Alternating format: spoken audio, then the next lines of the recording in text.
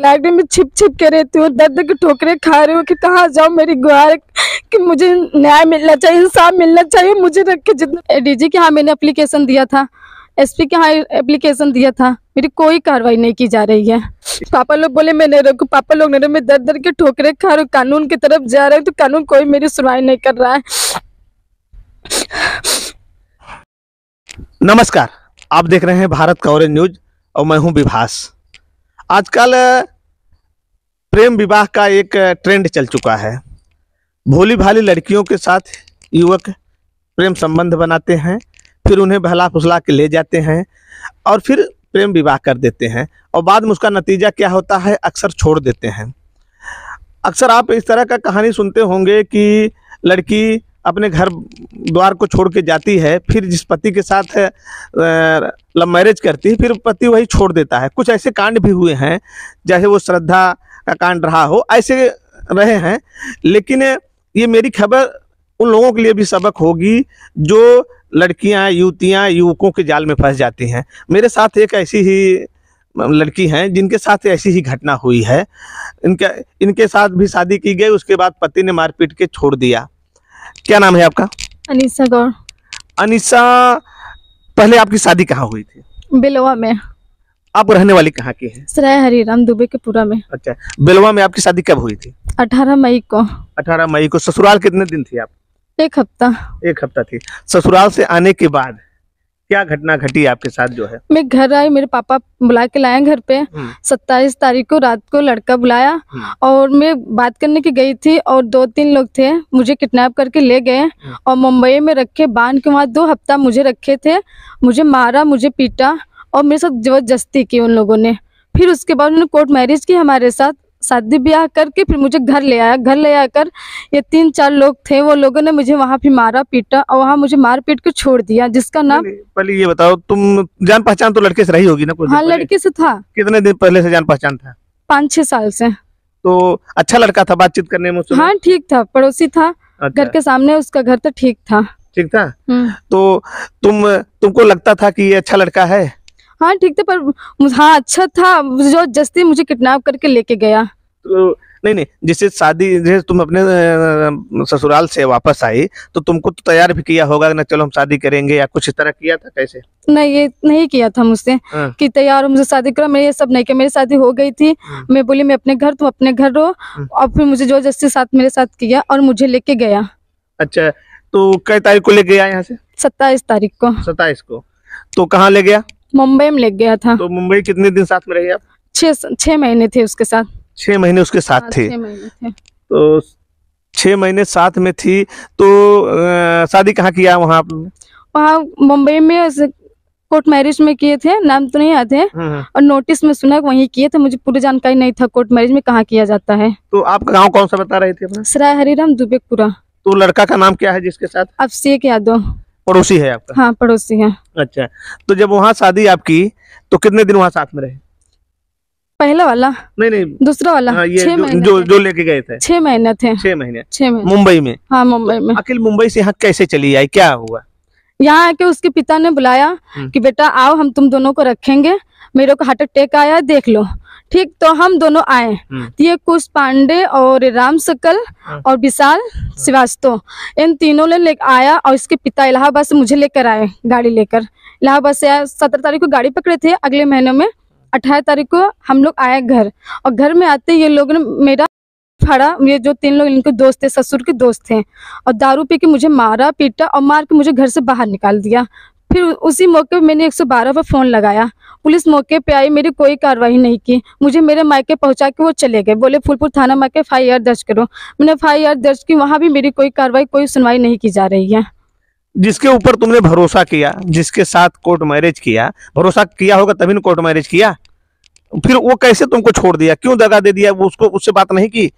नहीं, बात किए थे हम शादी नहीं करना चाहते उसके, क्योंकि मेरी शादी हो चुकी थी और मुझे जो जस्ती रखा, वो बोले कि तुम्हारे घर तो बर्बाद हो गया। मेरी जहाँ पहली बार शादी तो वो दूसरी शादी कर लिया, वो रखने के लिए तैयार नहीं था। मैं बोली अब मैं कहाँ जाऊंगी, तो ये बोला कि मैं रखूंगा। तब ये फिर जब ये मुझे रखा कोर्ट मैरिज करके, तो फिर आगे आके मुझे ये इंजाम दे दिया, मुझे छोड़ के चला गया। बोला मैं दूसरी शादी करूंगी, तुम चाहे जिसके पिता हो। ये 3-4 लोग मुझे धमकी देते हैं, मारने के लिए बोलते हैं। अब देखिए, इस युवती के साथ एक तरफ कुआं एक तरफ खाई की स्थिति हो गई। इनका कहना है कि ये ससुराल गई, फिर आई, उनसे जान पहचान थी, चाहे जान पहचान में बातचीत से इनका ये भी आरोप है कि इनको भला जो है एक प्रकार से इनका अपहरण करके लेके चले गए, वहां ले जाके शादी विवाह कर लिया, उसके बाद जो है इनको लाके यहाँ छोड़ दिया। फिर पुलिस को सूचना दी थी? हाँ, पुलिस को सूचना दी थी, पर मेरी कोई कार्रवाई नहीं की।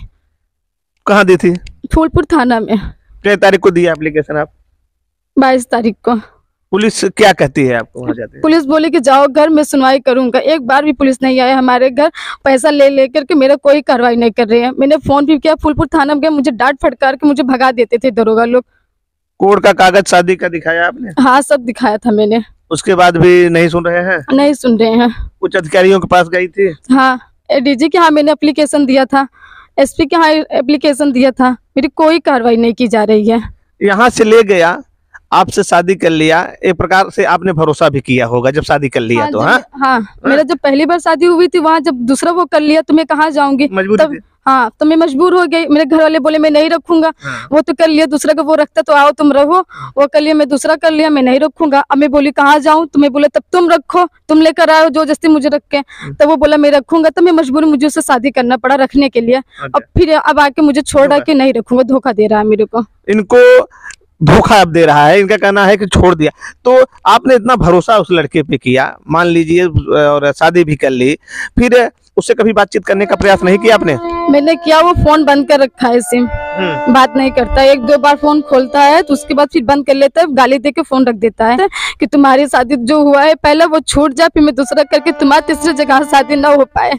देखिए, एक बेबस लड़की है। मैंने पहले ही आपको बताया, कहीं न कहीं इस तरह का एक ट्रेंड चला है। ये इस तरह की लड़कियों को, युवतियों को पहले अगल बगल के लड़के प्यार के जाल में फंसाते हैं, बातचीत करते हैं, कहीं न कहीं अपने ससुराल से वापस आई होगी तो इससे जान पहचान रहा होगा, उसके बाद फिर इसको किसी तरह बहका फुसला के फिर ले गए होंगे, उसके बाद शादी किया। आज इसकी दशा देख रहे हैं, ये रो रही है, और उसका ये भी कहना है कि पुलिस भी इसकी मदद नहीं कर पा रही है। पुलिस के पास से जा रहे हैं, पुलिस भी जो है इनकी नहीं सुन रही है। तो ये वीडियो मेरा उन लोगों के लिए सबक है जो इस तरह आने वाले समय में इस तरह ध्यान दें। मैं पुलिस महकमे, उच्च अधिकारियों, यहाँ तक माननीय मुख्यमंत्री से भी अपने चैनल के माध्यम से गुहार लगाऊंगा कि ऐसी लड़कियों को न्याय मिलना चाहिए। जो इनके साथ शादी किया है उसे कड़ी से कड़ी सजा हो, और इस लड़की को अपने साथ रखें। पहले तो आपने इसकी जिंदगी खराब कर दी, ये अब जहां पहले शादी हुई वहां जाने लायक नहीं है। अब तुमने शादी करके फिर इसको छोड़ दिया, ये जाएगी कहाँ? तो जहां शादी तुम्हारी हुई तो उसने शादी कर ली? हाँ, वो कर लिया और दूसरी शादी कर लिया। बोला मैं नहीं रखूंगा। पापा लोग बोले मैं नहीं रखूं, पापा लोग नहीं, मैं दर दर के ठोकरे खा रहा हूँ, कानून की तरफ जा रहा हूँ, तो कानून कोई मेरी सुनवाई नहीं कर रहा है। देख रहे हैं इनका दर्द, दर्द इनका देख रहे हैं, बच्ची रो रही है। ये कोई ऐसे आंसू नहीं है कि नहीं, आप फिल्मी आंसू नहीं है कि है, ये दिल से देखिए कि दिल में दर्द है, रो रही है। देखिए रो रही है कि नहीं, देख रो रही है।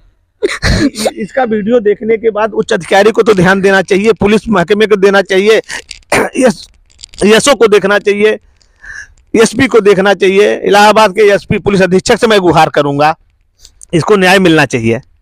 और इसके साथ जिन लोगों ने इस तरह का बर्ताव किया है उनको सजा भी मिलनी चाहिए। बेटा, क्या उच्च अधिकारियों से क्या गुहार लगाओगी? मुझे न्याय चाहिए और मुझे रखे, और मेरे पिता का जितना खर्चा है वो उसका इंजाम उठाए, क्योंकि मैं बहुत गरीब घर की लड़की हूँ। मेरे घर वाले खुद नहीं रखे, मैं इतना दर दर के ठोकर खा रही हूँ, मैं कहाँ जाऊँ? आखिर मैं तो लड़की हूँ ना, मैं कहाँ जाऊँगा? हाँ चलो, मान लो तीसरी शादी कोई करेगा, कोई रखेगा। अभी मेरी उम्र का ना, मेरे बच्चे है ना, लड़के हैं, कि मैं शादी कर लूँ, कहीं मेरे मुद्दे खाने के लायक नहीं। मैं छिप छिप के रहती हूँ, दर दर के ठोकरे खा रही हूँ कि कहाँ जाऊँ? मेरी गुहार कि मुझे न्याय मिलना चाहिए, इंसाफ मिलना चाहिए, मुझे रखे। मुझे धमकी देते, मेरा गला दबाया, मुझे मारा, मैंने इसलिए पुलिस भी बुलाई, पुलिस ने कोई सुनवाई नहीं की, क्योंकि सामने वाले से पैसा ले लेकर मेरी कोई कार्रवाई नहीं कर रहे। मैंने बड़े के साहब की सोचा कि एप्लीकेशन दे दूं, जब ये डीजी के हाथ दी, आज भी कोई सुनवाई नहीं की। पूरा एप्लीकेशन ले लेके, पैसा ले लेके, कोई मेरे दर पे नहीं आया कि जाके लड़की के हाथ देख लो क्या काम है, कैसा है, कोई कार्रवाई नहीं की। जरा कि मैं कहाँ जाऊँ? मुझे इंसाफ चाहिए बस। देखिए, इंसाफ की गुहार लगा रही है। जो बाप ने धोखे से बुलाया कि मैं बीमार हूँ, हाँ। उस बाप ने क्या किया? वही तो मेरा गला दबा के मारा। अच्छा। और उसके 3 दोस्त थे, जिनका नाम कुश पांडे है, और राम सकल है और विशाल श्रीवास्तव। इन चारों ने मिलकर दारू पी के मेरा गला दबा, मेरे मुंह में से खून निकल रहा था। मैंने दवा कराई इलाहाबाद में जाकर, वो मैंने पुलिस को दिखाया, पुलिस देखा, फिर भी उन्हें कोई कार्रवाई नहीं, क्योंकि उन्होंने पैसा ले रखा था, इसलिए मेरी कोई सुनवाई नहीं की। वो लोग बोल रहे धमकी दे रहे, हमको भी धमकी दे रहे, मेरे घर वालों को भी धमकी दे रहे कि तुम्हारे पिता तुम्हारे घर तुमको मार के बहा देंगे, गाड़ देंगे, तुम मेरे लड़के को छोड़ के कहीं और जाके शादी कर लो, नहीं तो मर जाओ कहीं जाके, हम कुछ भी हो जाए मैं तुमको नहीं रखूंगा। बस मुझे मारने की धमकी रोज सुनती है, मैं रोज सुनती जाती हूँ धमकी, मुझे रोज, मैं आखिर कहाँ जाऊं। माननीय मुख्यमंत्री जी, आप तो कहते हैं कि जो है बेटियों क्या सुरक्षित हैं इस राज्य में, इस बेटी के साथ एक घटना हो रही है, धमकी मिल रही है, बता रही है, तो आपका पुलिस महकमा कहाँ है? इनको सुरक्षा की आवश्यकता है, इनके साथ न्याय की आवश्यकता है। ये कह रही है कि दर दर भटक रही है, इसे न्याय नहीं मिल पा रहा है। आखिर ऐसा कब तक होता रहेगा? कहाँ है आपकी पुलिस? आप पुलिस को जगाइए ना। इसका पति जिससे इसने भरोसा करके जिसके साथ शादी की, उसने छोड़ दिया, उसके ससुराल पक्ष के लोग मार पीट रहे हैं, धमकी दे रहे हैं। यदि ये आरोप लगा रही है, यदि इस तरह का आरोप लगा रही है, तो मुकदमा दर्ज करके उसकी जांच होनी चाहिए, कार्रवाई होनी चाहिए। लेकिन आपकी पुलिस है कहाँ? प्रयागराज की पुलिस क्या कर रही है? इस महिला के साथ न्याय हो, इसके आंसू देख रहे हैं आप। मैं पहले भी बताया था, इस वीडियो में एक सबक है, आने वाले युवा पीढ़ी के लिए एक सबक है। कभी कहीं न कहीं इस तरह घटना होती है। मैंने कहा एक ट्रेंड चला है, लड़कियों को, युवतियों को, लड़के, लफंगे किस्म के लड़के प्रेम जाल में फंसाते हैं। कहीं न कहीं ये लड़की से 4-5 साल से उससे परिचय थी, चाहे भला फुसला के, चाहे कैसे करके वगैरह, ये मुंह दबा के कुछ लोग लेके चले गए। ठीक है, आप मान लीजिए प्रेम करके ही इसको ले गए होंगे, तो फिर आपको इसको छोड़ना नहीं चाहिए था। याद में कोर्ट मैरिज शादी की थी। ये उन लोगों के लिए भी सबक है। मैंने पहले भी बताया था, श्रद्धा हत्याकांड, कई ऐसे कांड हुए हैं जहां लड़कियां माँ बाप के बगैर अपने जिससे प्रेम करती हैं उस पर भरोसा करती हैं, बाद में जिस पर भरोसा करती हैं वही खरा नहीं उतरता। आज इस लड़की के साथ भी यही हो रहा है। ये लड़की दर दर की ठोकर खा रही है, दर दर जा रही है, कह रही है इसके साथ मारपीट भी की गई, और मुकदमा भी पुलिस दर्ज नहीं कर रही है, मुकदमा पुलिस कार्रवाई भी नहीं कर रही है। समाचार पत्रों में भी ये खबर प्रमुखता से छपी, उसके बाद भी कार्रवाई नहीं हो रही है, उच्च अधिकारियों से भी मिल के आ रही है। माननीय मुख्यमंत्री जी, मैं आपसे कहता हूं कि इस मामले में हस्तक्षेप जरूर करिए, इस युवती को, इस लड़की को न्याय दिलाइए। एक बार मुख्यमंत्री से क्या कहना चाहोगे?